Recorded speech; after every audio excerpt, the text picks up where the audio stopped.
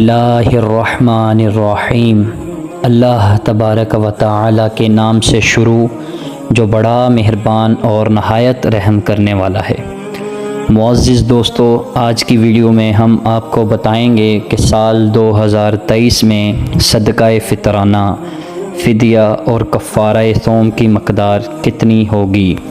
معزز دوستو، ویڈیو کو آگے بڑھانے سے پہلے یہ جان لیں فطرانہ، فدیہ اور کفارہ صوم میں کیا فرق ہوتا ہے۔ فطرانہ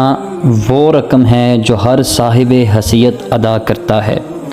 اور فدیہ کی رقم ان لوگوں کو ادا کرنی ہوتی ہے جو بیماری یا بڑھاپے یا کسی شرعی حکم کی وجہ سے روزہ نہیں رکھ سکتے، اور کفارہ صوم وہ رقم ہے جو روزہ توڑنے والے کو ادا کرنا لازم ہوتی ہے۔ تو معزز دوستو، اب بڑھتے ہیں مقدار کی جانب۔ فطرانہ کی رقم گندم کا آٹا 2 کلو چکی والے کے حساب سے فی آدمی 320 روپے بنتا ہے، اور جو 4 کلو کے حساب سے فی آدمی 800 روپے بنتا ہے۔ کھجور 4 کلو کے حساب سے فی آدمی 2800 روپیہ بنتا ہے، اور کشمش درجہ اول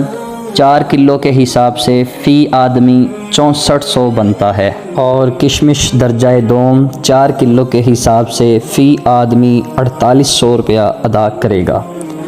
اور پورے 30 روزوں کا فدیہ گندم کا آٹا 2 کلو چکی والے کے حساب سے فی آدمی 9600 روپیہ ادا کرے گا، اور جو 4 کلو کے حساب سے فی آدمی 14400 روپے ادا کرے گا۔ کھجور 4 کلو کے حساب سے فی آدمی 84000 روپیہ ادا کرے گا۔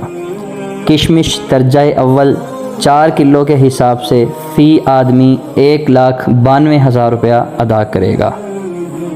اور کشمش درجہ دوم فی کلو کے حساب سے 1,44,000 روپیہ ادا کرے گا۔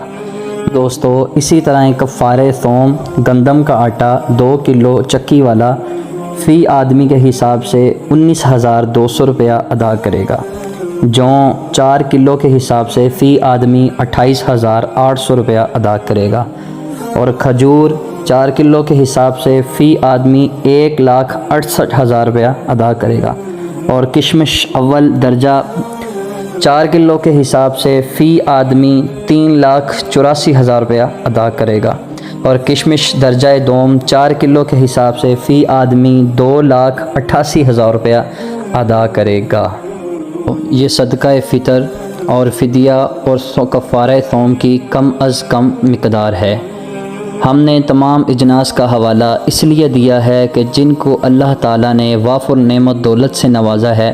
وہ اپنی حیثیت کے مطابق فطرہ ادا کرے، کیونکہ اللہ رب العزت کا فرمان ہے فَمَن تَطَوَّعَ خَيْرًا فَهُوَ خَيْرٌ لَّهُ، اور جو کوئی خوش دلی سے زیادہ دے تو یہ اس کے لیے بہتر ہے۔ اسی طرح حضرت ابن عباس رضی اللہ تعالی عنہ سے روایت ہے کہ رسول اللہ صلی اللہ علیہ وآلہ وسلم نے صدقہ فطر کو فرض قرار دیا تاکہ روزہ دار کی روزوں کے دوران فضول باتوں اور فحش کلامی سے صفائی ہو جائے، اور مساکین کے لیے کھانے پینے کا بندوبست ہو جائے۔